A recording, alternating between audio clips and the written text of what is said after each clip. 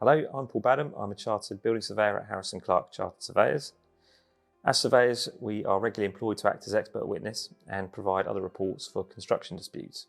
However, today we're going to be talking about the best ways to avoid disputes in the first place by looking at the common themes that we encounter.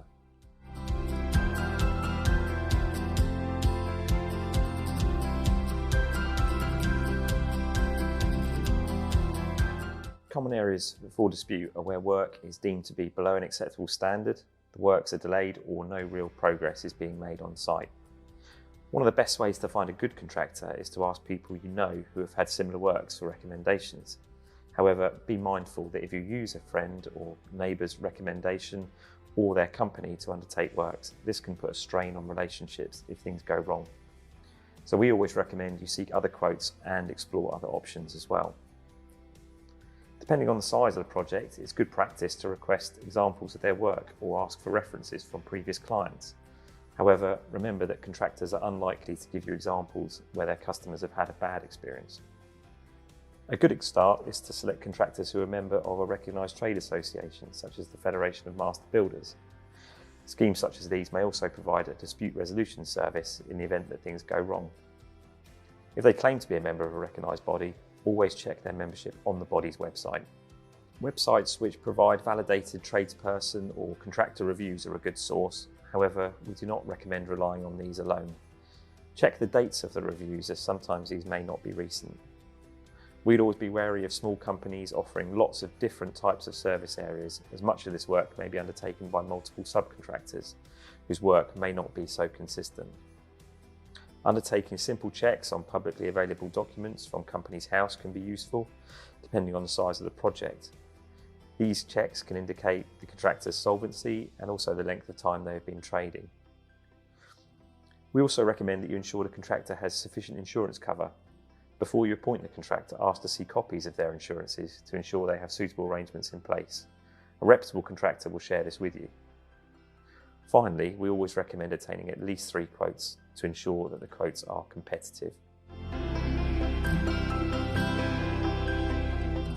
Disputes I've been involved with often stem from insufficient or unclear contract documentation. The parties may have different expectations over what has been agreed or included within the contractor's quote. Invariably, when a dispute arises, one of the primary things I need to establish is what has been agreed between the parties. So clear written documentation is essential.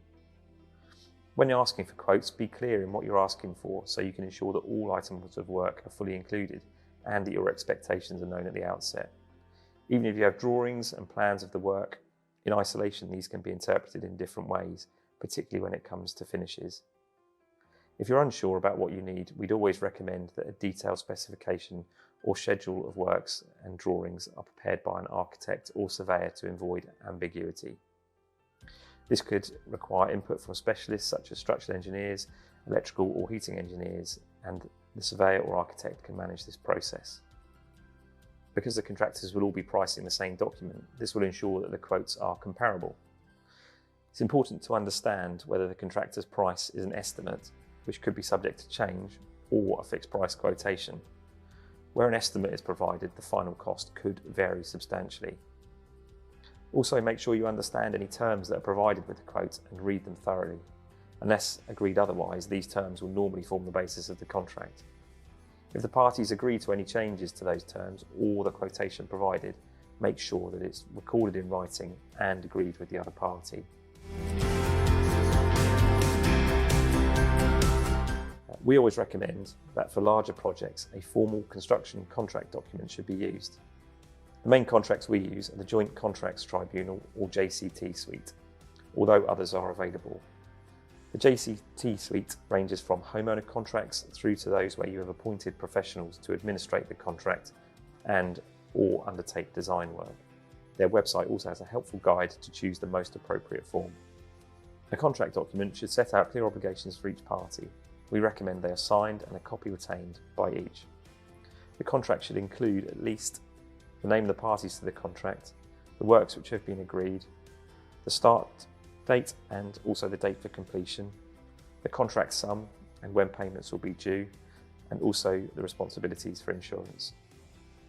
If you are unsure about the terms of a contract document given to you by a contractor, you should obtain qualified legal advice. Where complex or significant projects are undertaken, it is normally beneficial to employ someone with experience of contract administration, such as an experienced surveyor or an architect. The administrator will normally certify when works have been completed and value those completed works for payment. Whoever you choose should have the relevant skills and experience to undertake this work.